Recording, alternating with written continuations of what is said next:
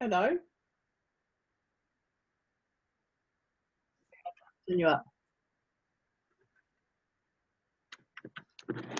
Look who's here to say hello. Oh, she's run away.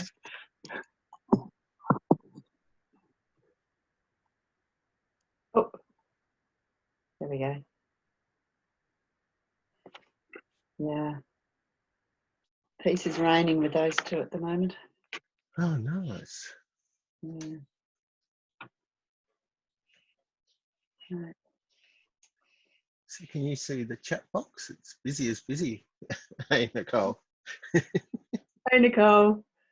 How are you? Oh, you're muted. Yeah, I've got them all Hi, muted. how are you? Yeah. Good.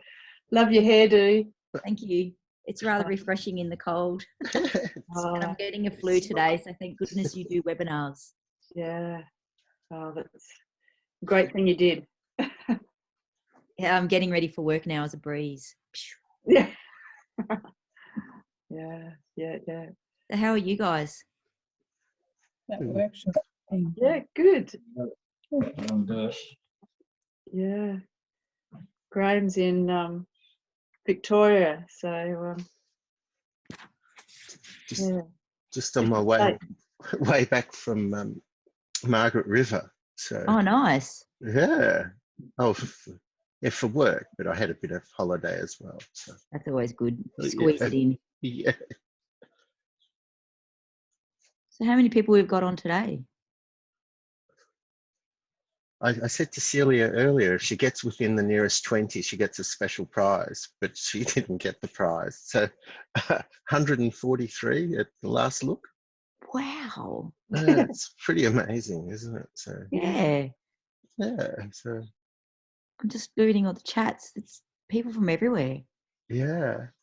Wowzers. Tom Price, Maureen, yeah, hi Anne, Bryce and Jenna. It's amazing, isn't it? I love webinars. Yeah. Hello, everyone. I'm so pleased to see everyone from around the world. Yeah, you can't catch coronavirus. So well, we have toilet paper at home. I don't know if anyone else is around the world, but toilet papers are running out of the shops in Australia because there's the fear campaign that all our toilet paper comes from China and they're stopping production.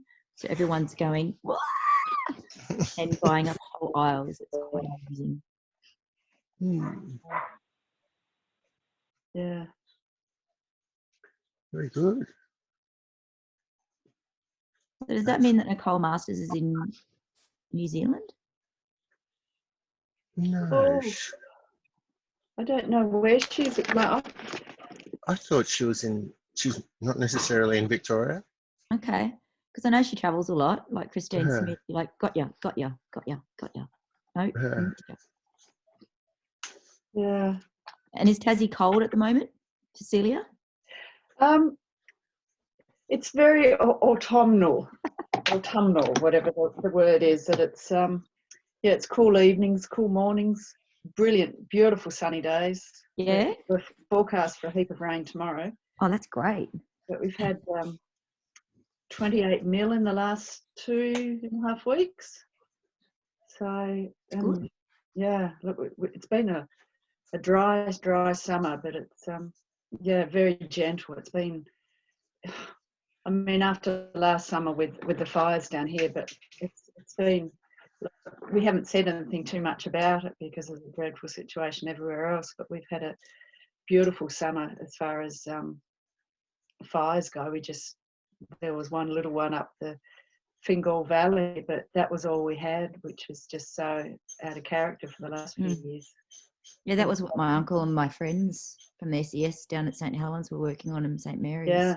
So I'm glad there was nothing else. No, that was sort of about the extent of it. It was a worry for a while, but it's been very gentle. We're not going to get into tomatoes, but it's it's just cool, and the tomatoes are like, it's too cold. It is, yeah. The bushes have. I mean, yeah, we're just going to end up with a lot of green tomato pickle. I think it's just a really cool spring, and yeah, it just didn't warm up. We had one day at 45 degrees and a couple of in the mid to high 30s, and that was about it. That was summer. Wow. Yeah. Well, I've been saying in southwest Victoria here around Colac and Otways and stuff, it's actually been a very cool summer as well. Yeah. It's been, we still had some 40-degree days and other stuff, but generally we've had some rain, but a lot of dry periods too. And the underlying soil moisture has been quite low. I don't know about now, but up until about January, it was only about 5% soil moisture through sort of this part of the world. Yeah. But yeah, everyone's been saying it's cool. And yet Inverell, and where Helen and Mike McCosker are, up at Wollonga and Inverell, Central New South Wales, they've got grass like that big, about that big. It's rained so much that, and a month ago it was dry as a bone. Yeah. So it's been interesting to see how it's been all shifting around. Yeah. Nice autumn break. Yeah. Early. Yeah. Yeah. Right. So how's your new job going? I love it. I really love it. Working for the catchment management authorities down in Victoria, it's been really interesting in how they do stuff in here compared to New South Wales or Queensland. And I've been driving around, visiting all the different landholders, public and private. We did a catchment tour yesterday down in one part to see all the some of the sites we've been doing for the last 20 years, and meeting some of the dairy farmers and stuff. So I met one of the farmers whose milk I buy, Green Pastures, and looking at his property and how he's repairing the riparian belt. I'm like, yeah, I'm going to buy your milk because I know that your land gets repaired and your cows eat a bit and then they fall because of all the nutritious grass, and they're like, yep, had enough, and then they lie down. And all these cows just lie down and you think they're dead, but no, they're just full. So yeah, it's really good to see how the land's working. I might just do a few things rather than Mind us. We do have other people without us. We do have other people here, so I might I'm still waiting for Nicole, but if you wanted to, anyone that's on, if you wanted to put any questions in, I'm here. Oh, yay! Yay! Oh, nice. That was a good shot of your top as well. So yeah, I was realizing the light in here is rather. Yeah. Oh, good. And you can see us.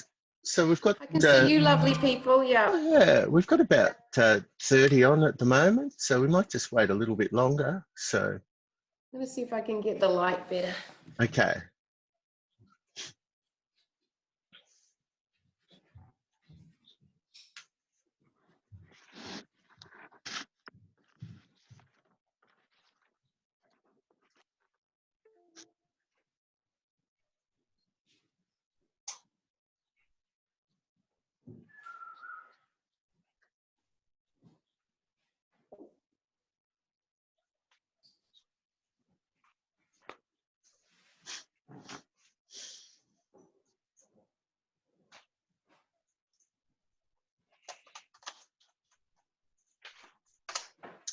I was just going to say, if anyone has any questions that didn't get a chance to send them on email, then you could just pop them in the group chat and I'll get back to them there.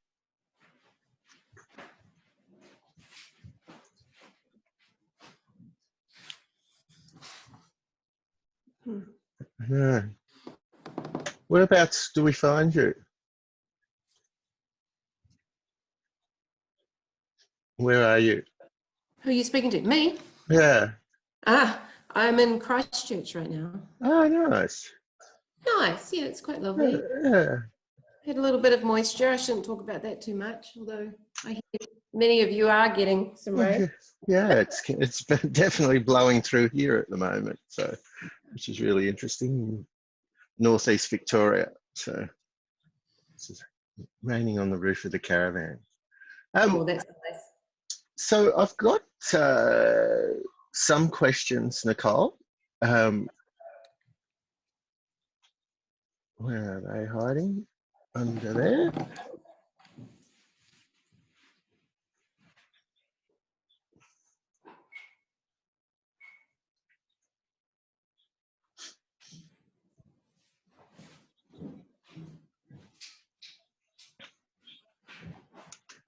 She seems to have disappeared. I'm in a rent, you know, like I'm in an Airbnb, and the light in here is just terrible. And Yeah. I'm doing what I can. What I Yeah. got. So what I was going to do is just sort of open up, just sort of with the a bit of an outline of where we're up to on the workshop, and sort of what when the early bird finishes and all that sort of stuff. And then I was just going to quickly do sort of what we've been using as the definition of regenerative agriculture. So that people high well-being scores, and you know, land increasing in landscape function and biodiversity, and profit stable or increasing. So that sort of stuff. And then hand over to you. Did you want to share your screen or anything, or are you just going to chat? Or just going to chat, yeah. And I mean, it's amazing. I mean, recognize some of the names on here, but I think having a conversation would be kind of neat. And yeah, sure. Yeah, there's certainly been some really breakthrough stuff happening in New Zealand this past few weeks that I'd like to share.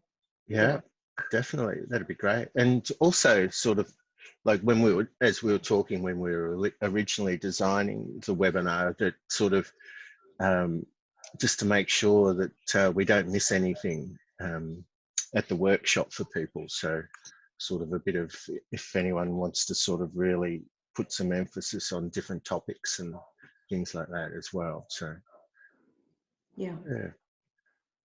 How are we going? So we've got 140 registered, and it's got 40. Wow. Yeah, it's pretty amazing. Yeah, that is just incredible. Yeah. Yeah. That wasn't the word that I used when I looked at it this evening, but that was the sort of I had the same feeling. So that's really good. So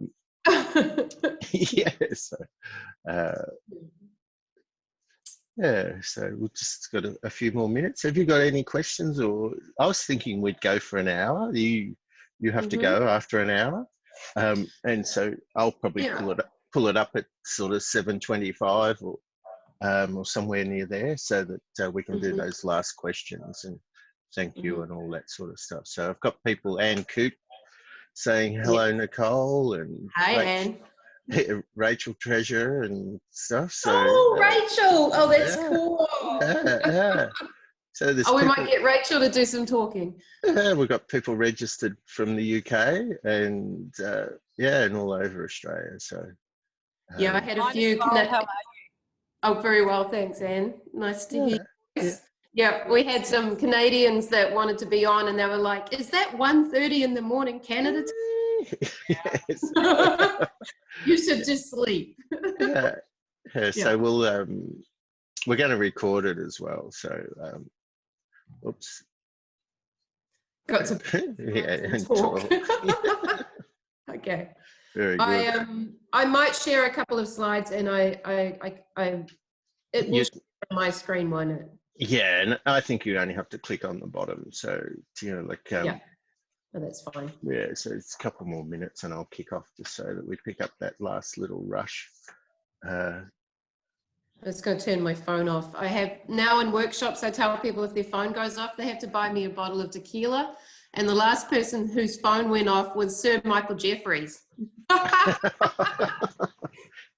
And you know what? He brought me a bottle of tequila. Yeah, nice. I'm going to leave mine on in case I get any calls. As the contact person. Oh yeah. Yeah, I'm just. I'll just put on vibrate. So just come back from Margaret River. You did? Yeah, so drove across and drove back. Yeah, it was unbelievable. I just couldn't believe that with the eyes I have now, like the Nullarbor the last time I drove across, I was 18, and Yeah. the Nullarbor was just a magnificent grassland. So, Wow. you know, the plant spacing's still sort of, 15 centimeters. But Wow. it's all grey and oxidizing and dead, but they just fly. So, Yeah. yeah. Hey, there is some Canadians on this call. Fred Nayhoff, I see your name there. So Yeah, up in the middle of the night. nice. Thank you. I really appreciate you guys making that effort. There's Alan Walker, Alan and Phil. Very good. Very good. Okay, is that close enough, do you think? Well, That's close enough. I was just going to introduce Nicole and just give a quick promo for the workshop that's coming up on the Closing the Loop, Enhancing Soil Health on the 1st and 2nd of April in Launceston. So just a few points. The early bird tickets finish tomorrow night, the 5th of March. Most of the details, the information and tickets are on the RANT website, which is www.rant.net.au. I'm going to mute Evangeline. I've just got a feedback or something there. And you too, Sylvia. So if you can keep muted, that'd be great. So there's a reduced price for members and the second person from the farm business. We'd like at least a couple of people coming from the farm businesses, and some membership forms for RANT on the website. We're going to launch the Tasmanian launch of Nicole's book at the workshop, with books available there or can be posted out prior, and that's through the RANT as well.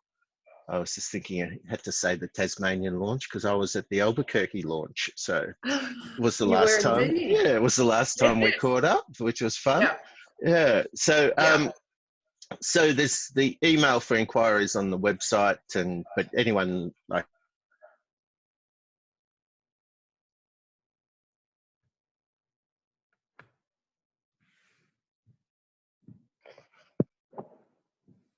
Oh, you just went muted for me. Maybe it was just me. We lost sound. No, I'm not the only one. No, you've gone, Oh, Graham. Graham, you're muted. There you are. You're back. No. No, he's not. Uh-oh. We can't hear you, Graham. oh dear. Oh, you're back. Oh, How's that? better.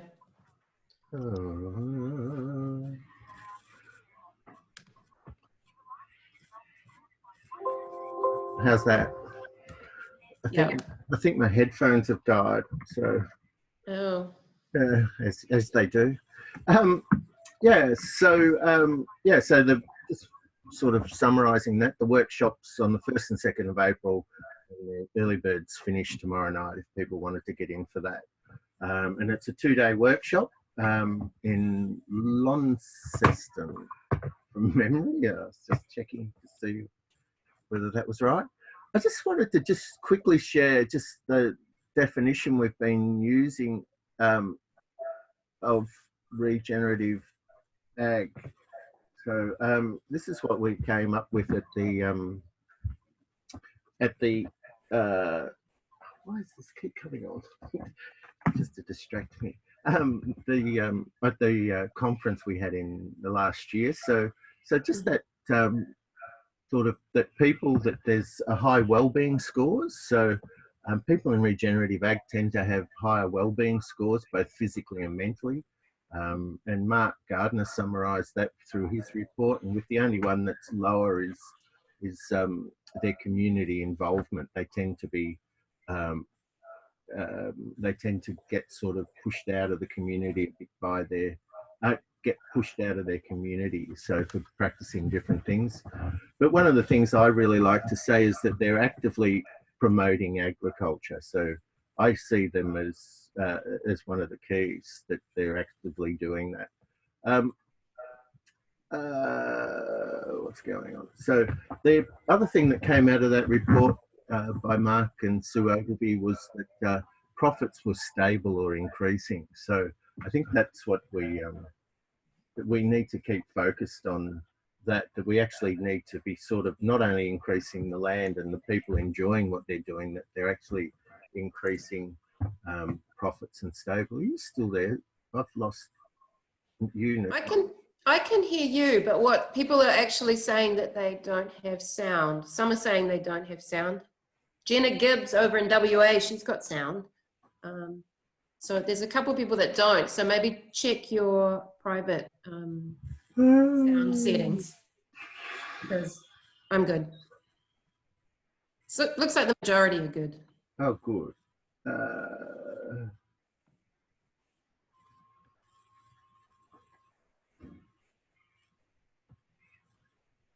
I can't see that. So maybe it might be just because I've swapped over. Do you think if you grab the, if I stop sharing and you go, Nicole?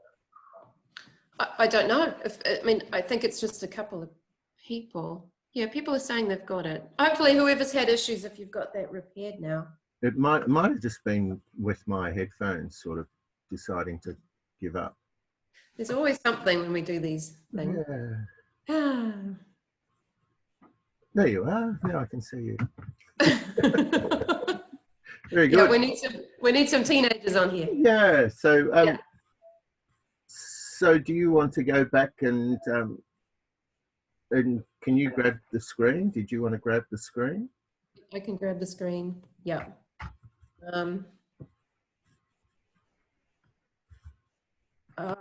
Yeah, and I think, well, there you go. So Dan Johnson's saying he had to click on the speaker icon before his sound came online, top left on his screen. So yeah, if people are having issues. Yeah, I mean, I think a lot of people at the moment are trying to drill down on the definition. And I think what I like about your definition is that we are still keeping that space open for innovation and creativity. And who's really demanding that definition are the marketing people, the scientists, the conventional kind of mindset, who perhaps see agriculture as machine or agriculture as complicated. And as we know with regenerative agriculture, it's very much this complexity of learning and education. And so, yeah, for us, we're starting to look more through the view of mindsets and how is it that we see the world and how is it that we can then respond, as opposed to trying to break things down and get prescriptive. Because the minute we get back into prescriptiveness, then we are back into that machinery, which then means we have an increased likelihood then of the unintended consequences. And I find it's the first place often people want to go to is, tell me what to do. Whereas regenerative agriculture is very much based on that social side of things of learning and observing and figuring out what works well in your local context. So I just got a couple of definitions here that come from agroecological thinking, which is that farmers really are in this space the experts. And what underpins all of this is our mindset, absolutely. So how things occur to us in the world. And it was the interesting thing through writing my book was really just seeing how at some point people have an aha moment that opens a doorway that can never be shut. And that door really opens the questions to, I wonder why. Why is it that I have weeds, pests, or diseases? Why is my profitability doing what it's doing? Where can I be personally responsible, or what we call response able? How do we respond to what is coming at us instead of blaming the external? So always found that really, really interesting through talking with people. And, if we look into some of the real scientific definitions, it's a system of food production with these objectives. So the objectives are, how do we incorporate natural processes? How do we look to nature and ask the question of how would this work? How would my landscape function well, while ensuring that we do have profitability in here? So if we're not profitable, then I don't see us as being regenerative, and you put that into your thing there, Graham. But how do we increase the efficiency, and how do we actually improve the quality of what we're producing? So there's a lot of focus on outcomes as opposed to practices. So Yeah. what is the outcome? Do we have less weeds, pests and diseases? Are we producing better quality food? And it's something I certainly encourage people that I'm working with to start measuring.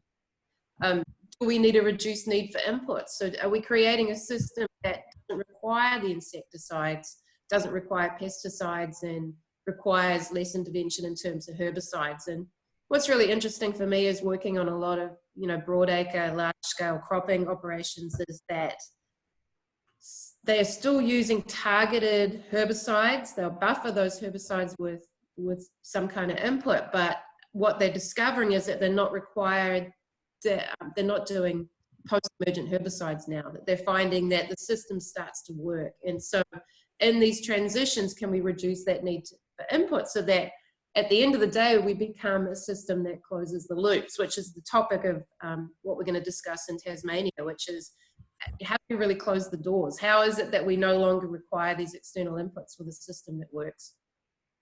And the third point on this is that producers are the experts, that we have farmers that are participating in aspects of the problem analysis, development of technology, adaptation and extension. And you and I, Graham, are on a project at the moment, and it's really interesting watching how the scientists are really grappling with this question of how do we value a non-linear science? How do we value what farmers are seeing on the ground, that anecdotal experience? How do we start to come under these real complexity, and really seeing how the scientists are struggling? And there's a lot of what I see in the scientific community is, we've got the answers and we're going to give it to you, as opposed to what is it that you need and what are you seeing and how can we support you, which is it's a totally different way of looking at interacting in the world. And I think we come back to the principles which are being pushed by the USDA, and in the New Zealand context at the moment, these principles, which I put plant photosynthesis in this and addressing limiting factors, but when you look at the USDA principles, New Zealand farmers look at that and go, oh, tick, we're doing all that. We have year-round ground cover. We're not disturbing soil, thinking of disturbance as being tillage. And yeah, we got ryegrass and clover and maybe a bit of plantain. We're diverse. And so it's not holding a high enough bar or high enough standard for the New Zealand community to kind of go, oh, actually, we're not regenerative. And we know we're not regenerative because New Zealand loses 192 million tonnes of topsoil a year. Our waterways are collapsing. We're having huge human health issues because of water quality. They're now linking colon cancer with the high amount of nitrates in our groundwater. So there's lots of indicators that we can see that New Zealand's not regenerative. But if we keep the principles really simple, New Zealanders think they tick this box. So I've added into this that we are optimizing plant photosynthesis. How well is that plant? Is that plant reaching its full genetic potential? And is it pumping sugars out through this? Because if it's not, and a lot of New Zealand plants, their bricks are very, very low, then that system's just not working. And then at the end of the day, do we have these kind of outcomes? So we are increasing biodiversity, and that is below and above ground, and not just biodiversity below ground, but that biodiversity is interconnected. And there's some beautiful studies coming out of New Zealand at the moment to show how there might be these organisms in the soil, but they're not functional and connected. And when you see life come back, how interconnected this whole system is, and it's just awesome stuff. But yeah, for me, it's the outcomes in this case. So yeah, that was my big spiel, just leaping straight in there, Graham. And That was great. With me. Yeah, because would it be a good time? Would you be happy with a question on bricks at the moment? For sure. Yeah, so I got from Greg. He's just started out doing some bricks measurements, and he's wondering, you know, when he's measuring his grasses, if it's better to do a cross section of grasses crushed together, or is it better to do single species and then compare the results? Yeah. And also, if possible, could you spend a little bit of time on interpretation of the results? Yeah, so I've got a 4-page interpretation chart, which I think is on my website, and it's certainly in the book, because there is a lot to consider. You know, it's not something we just take in isolation, and it's not something, you know, we just take once and go, oh yeah, we're good, or that was horrible. I'm never using that tool again. But getting into the habit of starting to take measurements, because we do see a lot of variability, and what we're looking at is, are we seeing that trend over time? So certainly, you know, if you're going to take bricks mid-afternoon, you're going to get a higher result, but overall we want to see those results lifting all the time. So I really encourage you, if you have a refractometer, to just get in the habit of, when you go through a gate and you jump out of your ute, that you go and walk out into the field and take a handful, and take a handful of the same legume or the same types of grass. And generally I choose a grass that's going to be my indicator species. Like, this is the one that I'm, you know, really want to see more of, or, you know, your perennial grasses. But yeah, you could do a perennial grass, an annual grass, and a legume, and start to build a picture. And you should be able to do that quickly. The problem can be often that plants are dehydrated in the Australian context, and you're not going to get any sap out anyway. So, and it's a bit tricky. Sorry. No, that's good. I've got a couple of questions on vermicast and the wormiest extract. So this is from Fred. Hi, Nicole. If one uses wormiest extract as a seed treatment, would that be complete, or should there be something else added? And then he's got his dot points. You know, should he add humic acid, trichoderma, and other? No, so there's trichoderma and humates in the worm extract, so I wouldn't add anything else. Sometimes you might want to add a little bit of seaweed, and when I say little, we're talking like into like a ton of seed, we might be putting 100 grams of a good quality seaweed. Probably really complementary. Like, we're talking about plant growth hormones, so you only need like parts per trillion of a seaweed. So we don't need a lot to do a seed dressing. But yeah, there are humates. There should be trichoderma in your vermicast anyway. So I wouldn't go and spend money on those kind of expensive inputs. If you have a good quality vermicast, and you really need to get that tested, Fred, and yeah, you know, there's not enough places around the world offering good quality vermicast. So you really want to see, is that a high fungal vermicast? Has it got really high numbers of nematodes and protozoas and good biodiversity in it? And there are laboratories in Canada that can do that measurement for you. Or for the lab, actually, get the lab. I mean, for the vermicast provider should be doing that testing for you. Okay. The other one, just a quick one, was hi Graham from Katie. Could you ask Nicole if she's looking at doing the certificate course in Queensland? I'm not sure I know which course that is, but I think that I am doing 2 courses in Queensland, and I think they're both full, and there's no certificate. Yeah, we're not doing the certificate course in that. Sorry. Could see it. Yeah. Oh, a little. Yeah. And I don't think I'll be in Queensland now for another 2 years. Okay. We are doing like a one-day event that's got a bunch of, like a couple of grazing guys are coming to that. I'll just quickly look. But yeah, I think there is a one-day event on in Rockhampton. And what's his name? There's a grazing guy whose name I should remember. Okay. It's not coming to my, yeah. I've got another quite a long one. So this is from James. He's grazed a multi-species cover crop with the intention of going into wheat in 6 to 8 weeks. This just applied some EM and fish, but was wondering your thoughts about applying something more, for instance, vermicast, to maybe boost the fungus, and anything else you can think of. I don't think I've had as good nodulation as I could have. I've also drilled the seed with humate and trichoderma. I'm just starting out with regenerative farming from James. Yeah, I mean, the fact that he's applied something already, I probably wouldn't go out again.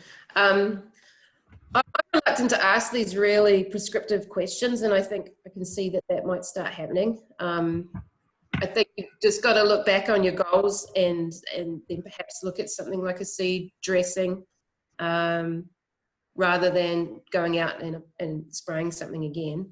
But yeah, certainly with digestion, and this is for every type of digestion, if we're doing a hygiene cleanup in an orchard, or if we're doing it post-harvest, there are critical elements, and one is sugar. So, was that plant photosynthesizing well? Has it got enough sugar? The other one is having just a little bit of phosphate in the system. The other one's a bit of calcium. And so often it's looking at, do I have enough of those kind of ingredients that's going to help something break down? And yeah, if you're seeing decomposition issues, if you're seeing thatching, if you're seeing organic materials not breaking down, getting to the root cause of why is that not breaking down as well as it could, and then looking at what your different applications might be. Or even, with livestock, we're seeing a lot of issues with manure not breaking down. So thinking of it in terms of probiotics, or upping their calcium or their phosphorus or something like that in their mineral, because there's a reason why that manure is not breaking down. Or it could just be your chemical drenches are stopping it. Yeah, for sure. Yeah. But yeah, I prefer not to ask those really prescriptive questions. Yeah. But it is context specific. Yeah, you might have something putting a drag on the system, and I can't see that obviously in kind of form.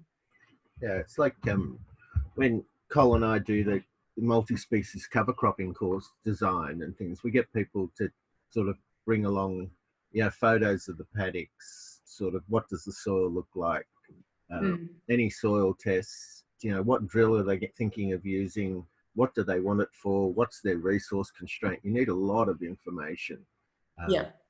But James, if you wanted to send me any of the photos and things like that, and I'll be able to sort of send them on, and maybe even sort of send some other ones and answer that sort of directly or through Nicole. So this one's from Brenda. She works for the Horticulture Innovation, RDC. What do you think the priorities are for Regen Ag in R&D in horticulture? In horticulture, I think a lot of the R&D is similar for whatever the industry is, which is really getting to start asking those questions of what is this root cause? Like if we're concerned about fungal diseases or insects, starting to ask those bigger questions, because it really is going to require a redesign of how we do research and what some of these outcomes are. Like I'm seeing the pasture dieback, they think they've identified that insect now. And it's like, you watch, there's going to be all of these products that are going to come out and all these different insecticides, instead of asking the question of why is this insect turning up, and why is it turning up in such large droves? So I think in horticulture, especially, starting to ask the questions of how would this crop grow in nature? How do we start to replicate more closely? So the practices of having, herbicide strips underneath trees, and pushing those systems really, really bacterial, which is not the environment that trees prefer to be in. They're very fungal dominated soils, very fungal dominated plants, and yet we're putting them in this foreign environment and expecting them to survive. The other thing I'd like to see, I think, in every industry is starting to produce seeds and rootstock and plants that are adapted to work with biology. We're creating these rootstock and materials that, don't have a biological relationship anymore. So they're basically trying to, they're focusing just on production instead of how do we build resilience? How do we have a crop that doesn't require all these inputs or need an insecticide to basically survive? And I think a lot of it's been driven by corporate, company interests instead of what would be in the best interest of a farmer or a grower. Yeah, I agree. I'm really strong that, that definition I put up about, I don't think I even got to say it, but about increasing landscape function and biodiversity. I think we know how to do that with cropping, and we know how to do that with grazing. We just don't know how to do it with horticulture. I did some vineyard work when I was in WA.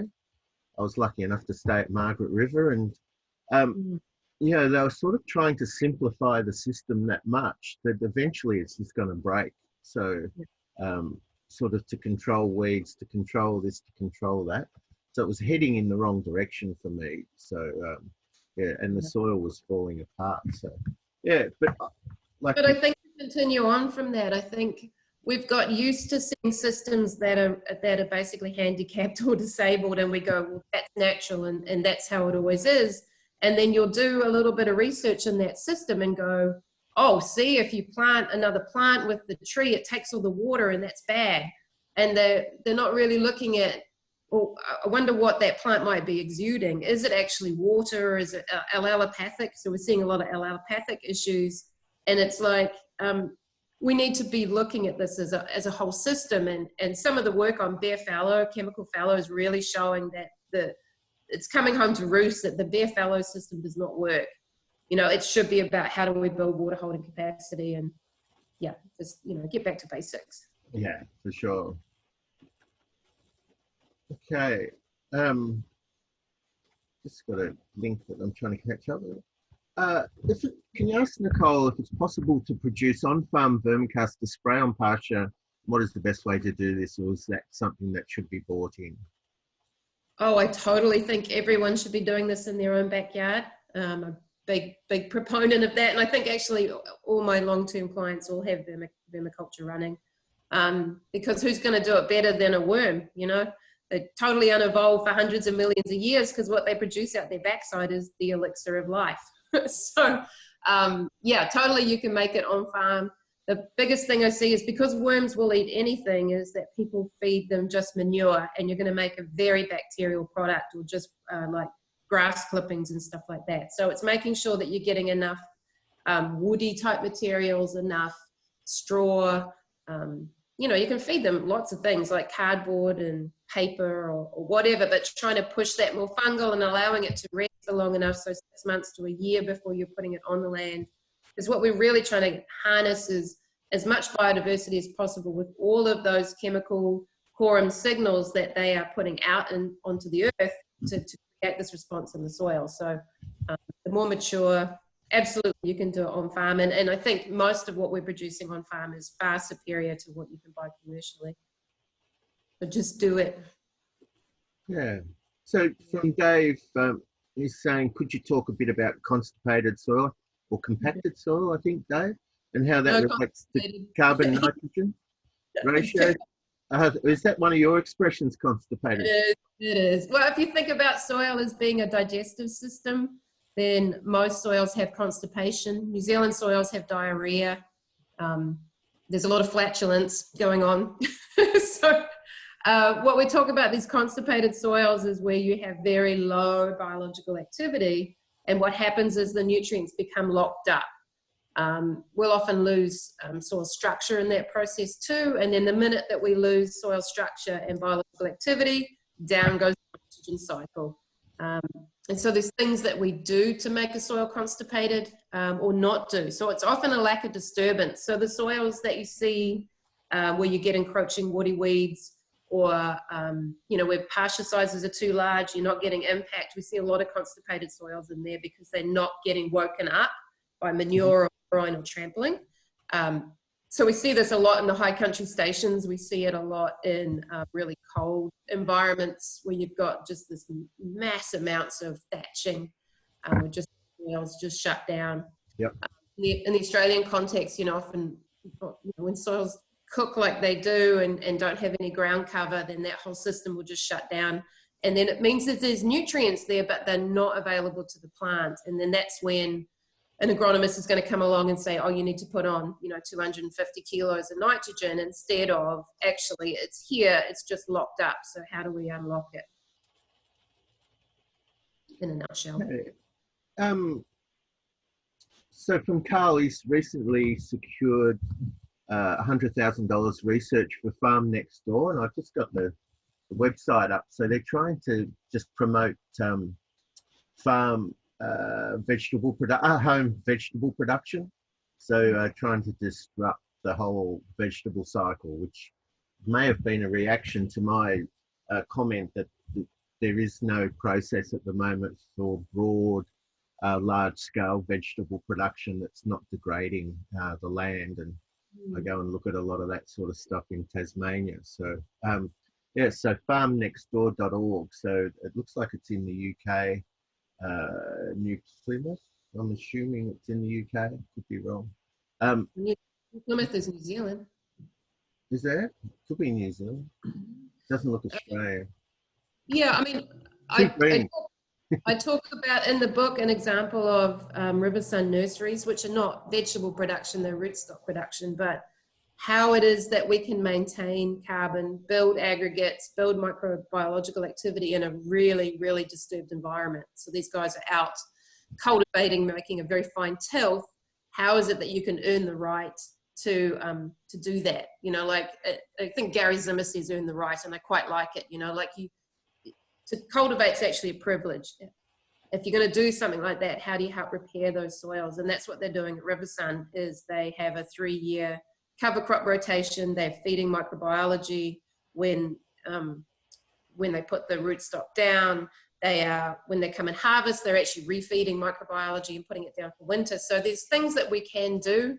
And certainly at Riversun, they have a multi-million-dollar laboratory there where they are testing using the PLFA, which is the phospholipid fatty acid test. So they can actually show that their system's working, which is really, really neat. So it's great to see operations doing that independently because the scientists haven't been. So this is from Chris. If you were looking to buy a farm, what are some key indicators to look for to give you an idea of soil health so you're not paying for country that needs a lot of remedial work? Good question, Chris. And it's something that we figured out for ourselves by digging holes before we bought our land. It amazes me how many people don't. And you could be sitting on, you know, on top of very shallow soils, which is what this situation with us was. But we chose to buy it because the soil was quite degraded as a challenge, which year 4, I began to question my sanity, but it did actually pay off. Within 7 years, we had opened up a massive hard pan. It was a concretion, basically. But certainly there's some testing that needs to be done. People are buying land here in New Zealand, especially, that's very contaminated with calcium. We are seeing soils that might have quite high, heavy metal loading, or they have a lot of just hardcore chemicals. And there are tests that you can do before you buy that land. I think, you know, personally, if someone's had a long history of, say, phosphate use, that's probably quite good. You know, you're going to have a bit of a bank account to tap into that those farmers could never tap into using conventional management because, you know, that phosphate's just locked up. And once we start working with biology, we can open that up again. So, yeah, there's certainly things we can do to remediate. And I'm seeing more and more investors actually approaching me because they want to buy cheap, really degraded piece of land, knowing that we can, you know, regenerate it. And when you see what they're doing with a lot of mushrooms, like oyster mushrooms, to actually remediate like DDE and really hardcore chemicals and even fossil fuels like petroleum, you know, oyster mushrooms can restore or generate a lot of that, bioaccumulate, or grow crops like hemp or something like that, and cut hemp and sunflowers actually are great ones for actually taking stuff out. So sometimes you go, well, is it better just to know what you're in for and then still make an informed decision on whether or not you're going to buy a piece of land? Because, yeah, it can take a lot of money, time, and effort. Yep, for sure.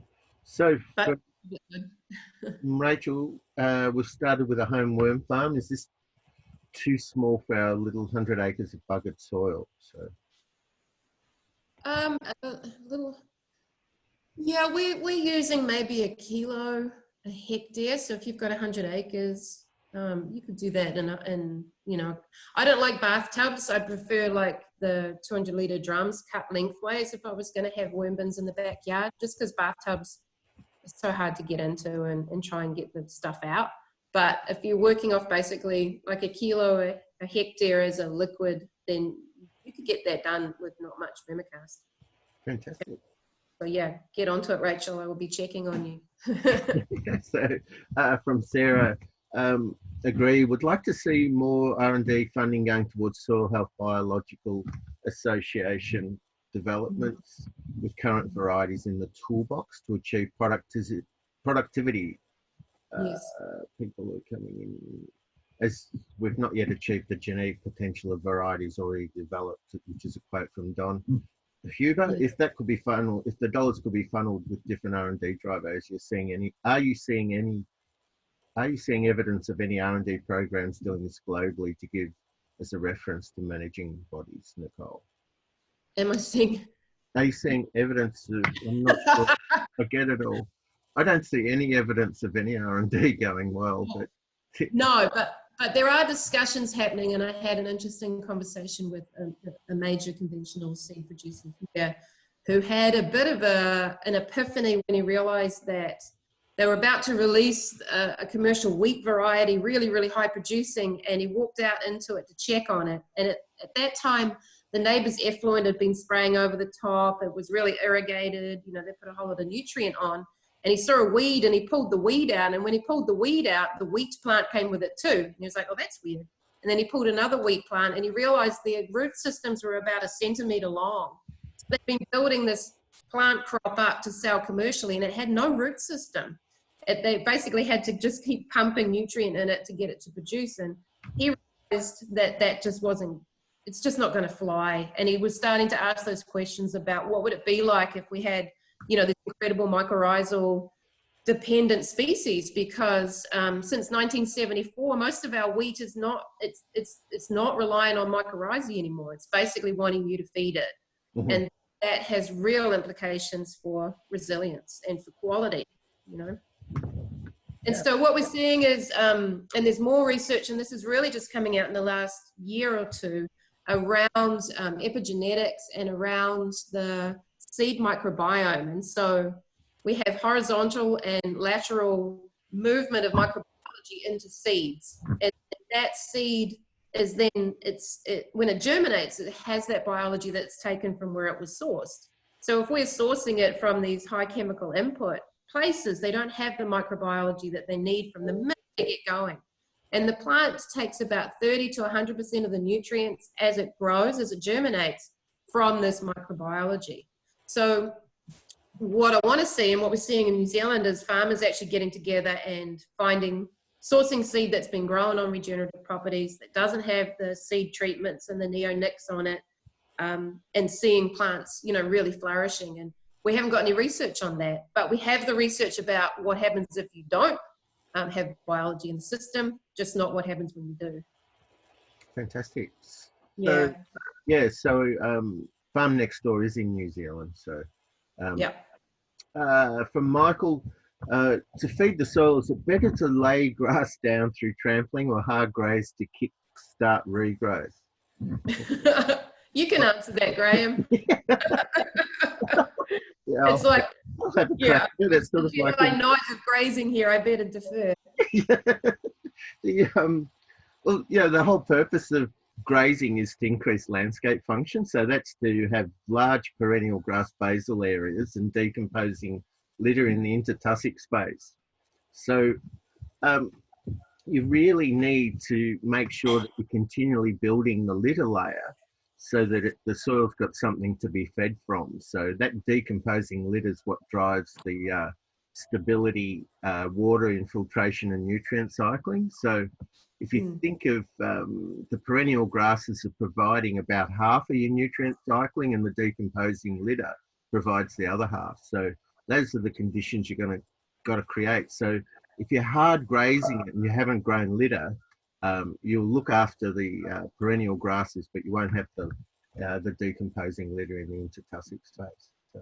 No, and there's another aspect to that, which is the litter tea, which Abe Collins told me about, which I really like. But the litter tea is where if you have litter that's, you know, touching that surface and then you have a bit of moisture, what moves down through that profile are your carbonic acids. So that carbonic acid's released with water and decomposing materials. Carbonic acids are incredibly powerful and extract your bound phosphate, your other bound nutrients off. So we start to see phosphate levels lifting in the plant, even though your soil test might say you don't have a lot of phosphate in there. And a big part of that is that litter. Yeah. Now, in New Zealand, we have a different situation because you want that litter gone. We want to have total ground cover and very little litter because it breaks down so fast. So if you have a lot of litter buildup, then your biological system's not actually working. And so it becomes a different indicator, because with biology, it's just not there. So we still want to be trampling, but it's going to be gone within 3 weeks. Yeah. I argue that New Zealanders don't grow lettuce, so they never put it on the soil.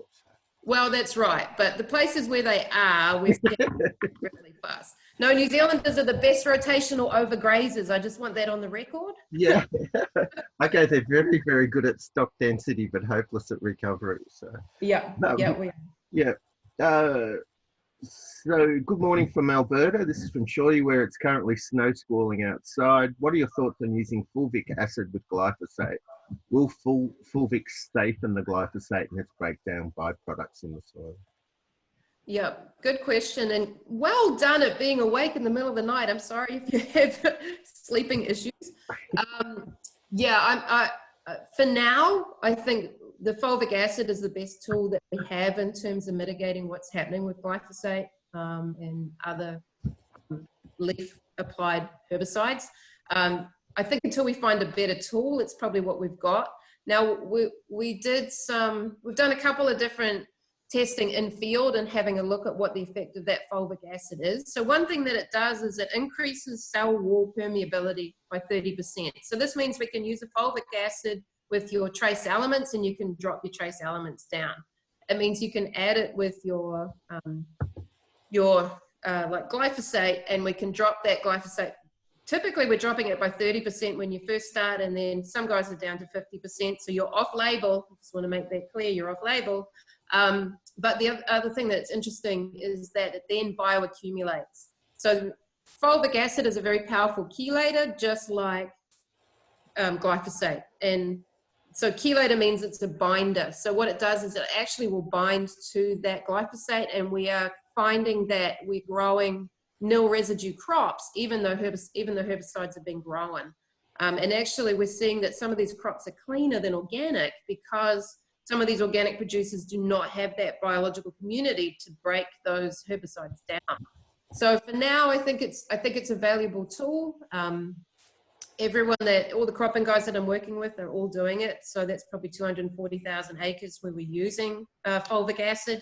And we are seeing quite rapid shifts away from some of the herbicide resistance and some of the more gnarly weeds. And I was actually out in the field with some guys in Alberta last season, and they're looking around and they're going, wow, this is a really good season for wild oats. We're just not seeing any wild oats at all. And I said, well, your neighbor's not having the same experience. And then he realized that it was just on his property that the wild oats were disappearing, but the neighbors were still full of them. So that's one of the side effects of the fulvic acid, is we are changing that biological community.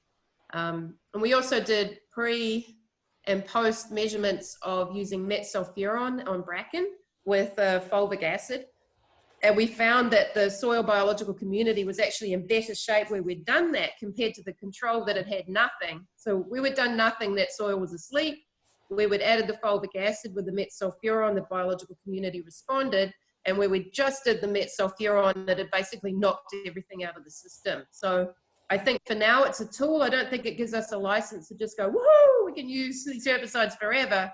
But until something better comes up, and I still haven't seen anyone really crack large-scale broadacre. You know, there's guys doing crimp cropping, you know, crimp rolling, but if you think about these Alberta guys, you know, they've got a really short growing season. They're not going to be able to grow a crop to crimp it and then grow another crop. Like, not going to happen. Yeah. So there's a comment from Anne saying that R&D seems to be more focused on constraints as opposed to the core causes. So totally, yeah, I'm with you, Anne.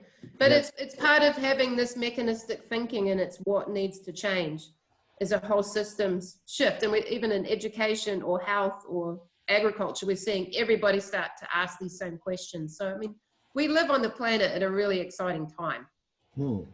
So Brenda's come back, and it's a good point, Brenda, that there are some programs in Hort related to soil biology and cover cropping.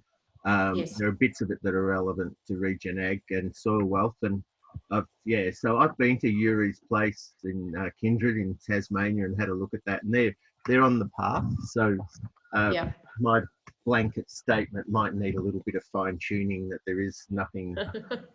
I would still argue that it's not increasing landscape function, but they're on the track. So so that needs to be recognised and shown that there's people starting to move, and people we're working with are doing that as well with working with RAN.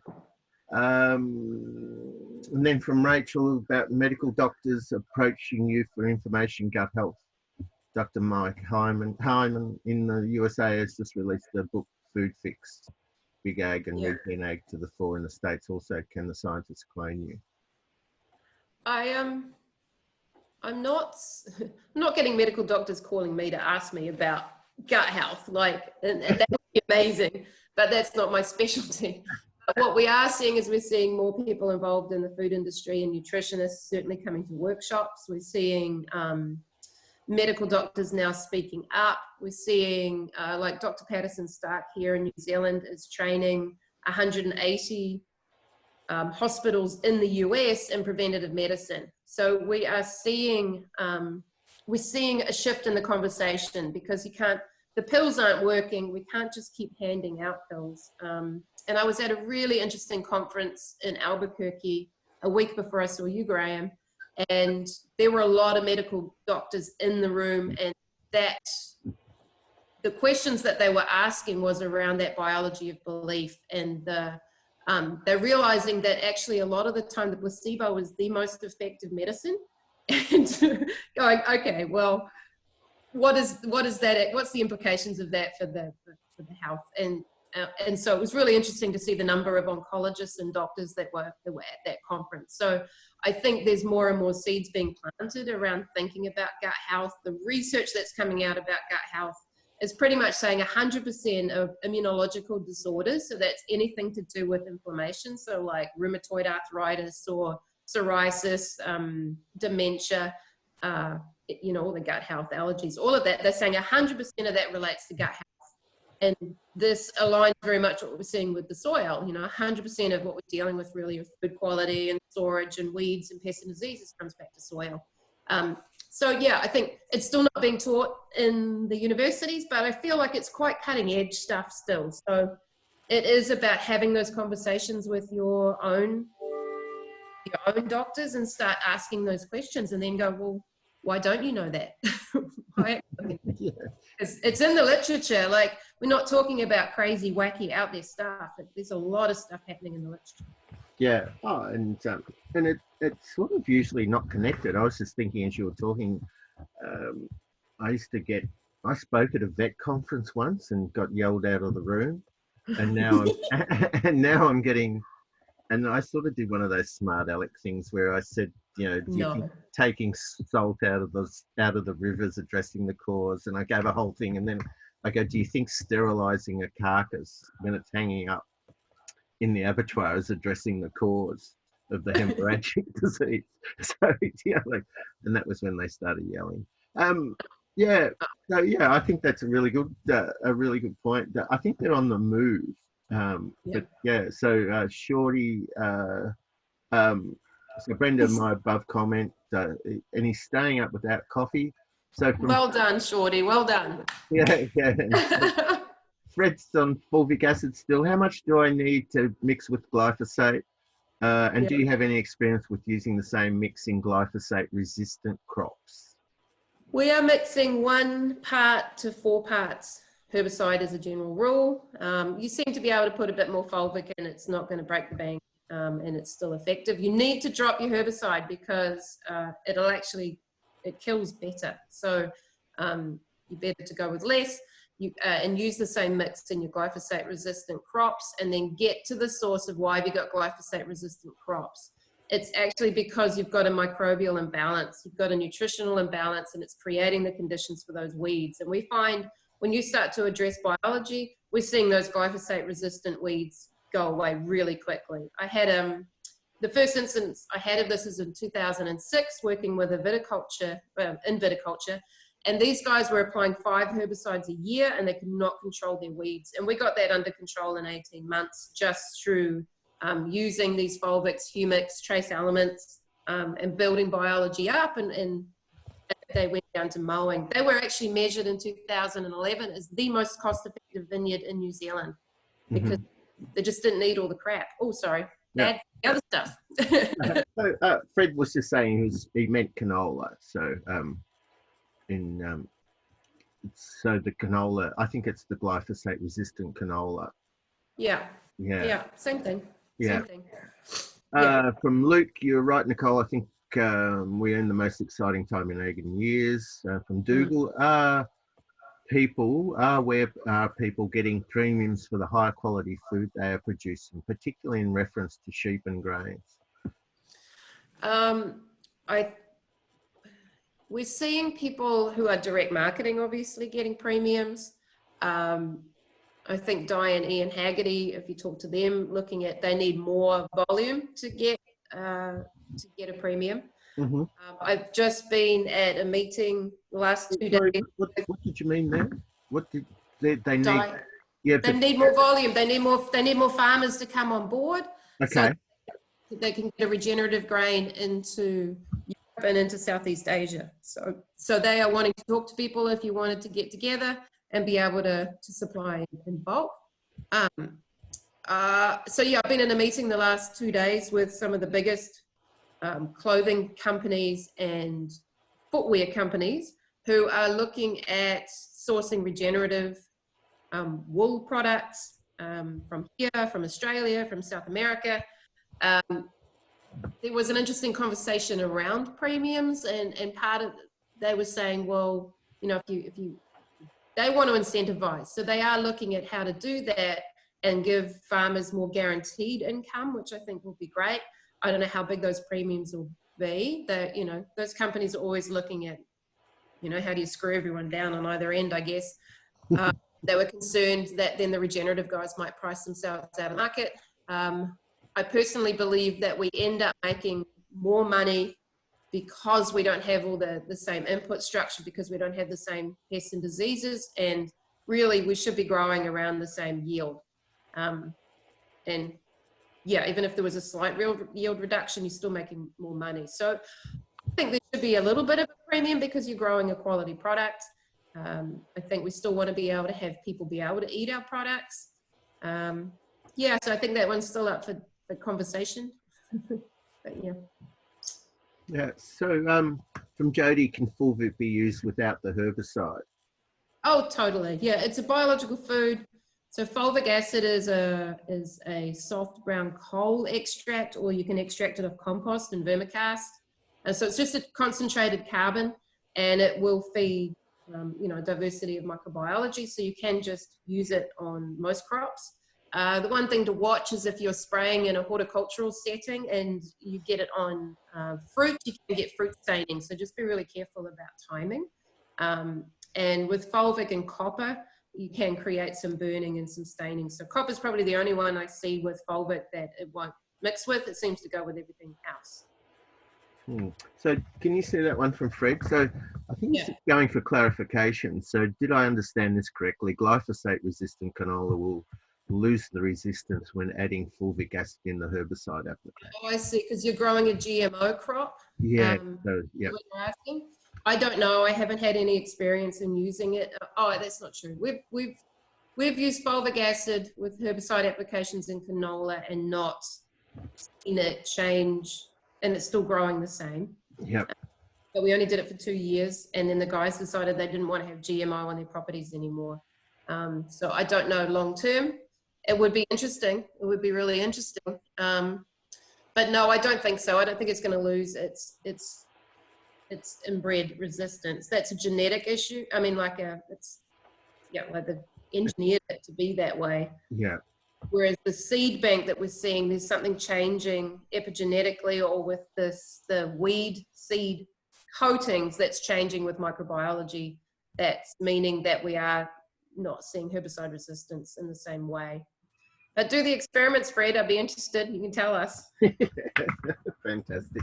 Yeah, from Kate, can you use fulvic on pasture, or is it better to use vermicast? If I ever have the option, I'm going to use vermicast. Yeah. Fulvic acid in it. Yeah. And I had a private question in here from... Because with the pasture, Kate, I'd be going for, as the lowest cost, lowest risk thing to do, the first thing to do is always to increase the landscape function.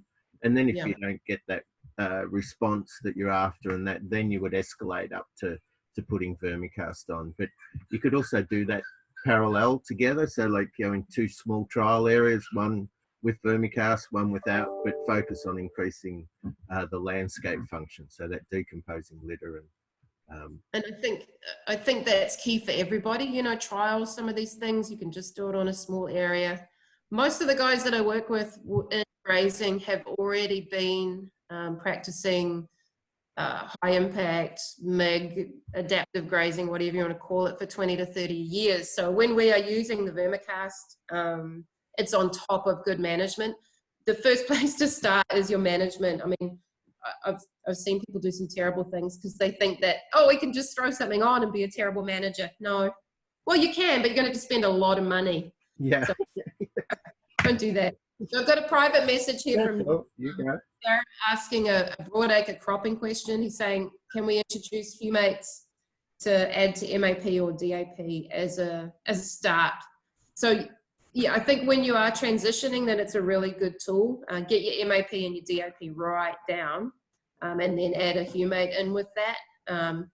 And yeah, that's definitely one of our transition tools for sure. Great. Very good. Well, I might pull up the questions there, or someone sneak one from Nicole.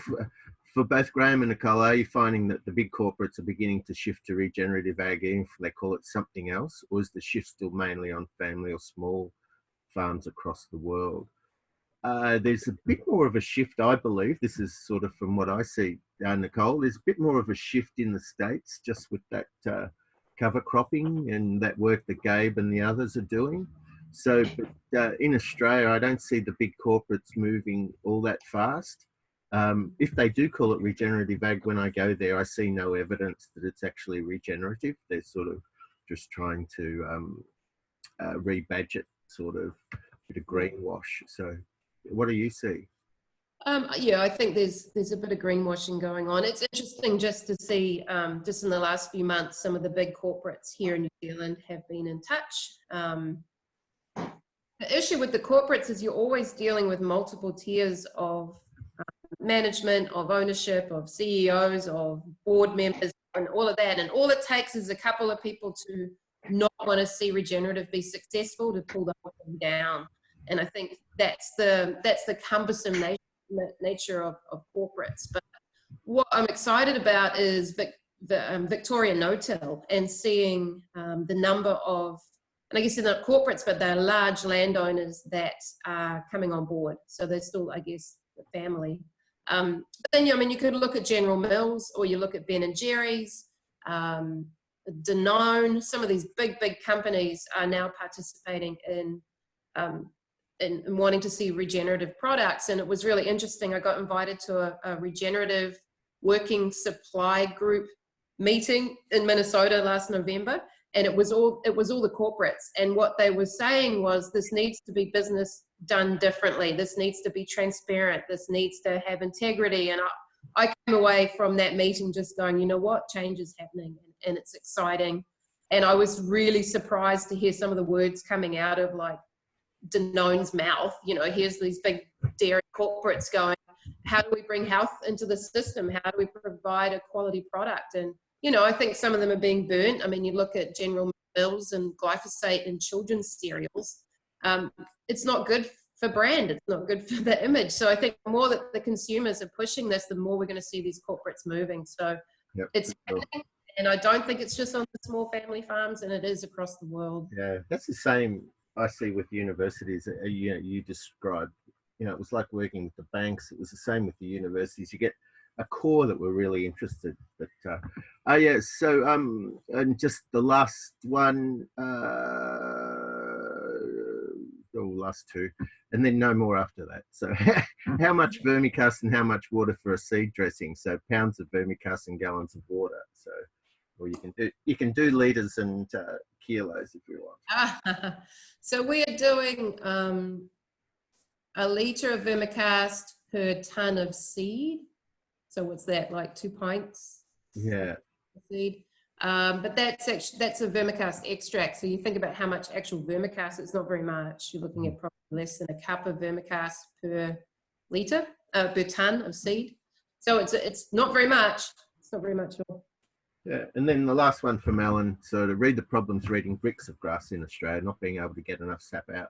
Do you have any suggestions? Well, I just always did it when it was green and growing, so you can't do it all year round. For reading pasture versus weeds, to see if you need to treat the weeds or the pasture will be healthy enough to take over. I've never, well, there is a few, spiny rush and African lovegrass. Every other weed that's known to man or beast, I've been able to manage with grazing management. So the African lovegrass, the areas that I see it as being a big problem is usually where there's no other C4 or summer growing grasses. So you do want to? Yeah. No, and I think in cropping and horticulture, then it is starting to learn to read your weeds. And so some of those crops like avocados, citrus, olives, really, really hard to get any sap out of. That's probably what I will do, like I will send them off to a laboratory, so doing sap analysis or leaf analysis. The same in the grass, like if you can't get bricks, I'd still be doing a plant tissue test. But yeah, you do want to do the sampling when those plants are green and growing. And send in your weeds. The information that comes from weeds is just so fascinating, and especially if you see something encroaching, like what's it trying to tell you, and can you address that with management? Can you fast track it with some trace elements? And I was just hanging out with one of my favorite ranchers, her name's Betsy Ross, and have you met Betsy Ross? Yeah, Right? I know Betsy. Yep. Oh, she's a cracker. Yeah. But anyway, she must be 83.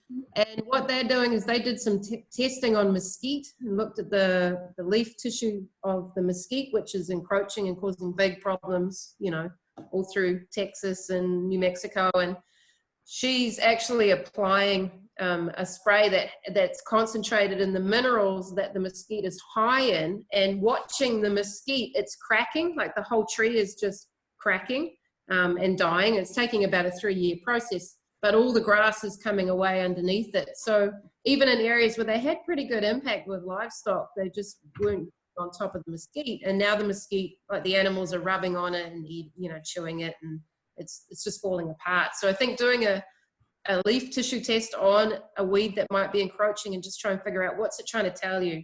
Is it accumulating minerals or is it a microbial problem? Very good. Well, thanks for that, Nicole. That's been great. So just go back to the ad for the workshop. So that the early birds finish tomorrow. So it's on the 1st and 2nd of April. I have in my head that it's in Launceston, Celia. Is that right? Yes, Launceston, Tasmania. Good. Oh, yeah, so thanks everyone. Thanks for your time. Well, thank you, Nicole. It's been enlightening. Look forward to seeing you soon, and everyone's saying thanks. Thank you guys for making the effort. Thank you to the Canadians for being awake in the middle of the night in the snow, and really, really great questions. Yeah, look forward to the event. Great. Thanks, Graham. Talk to you later. Bye-bye. Bye all. Bye. Right.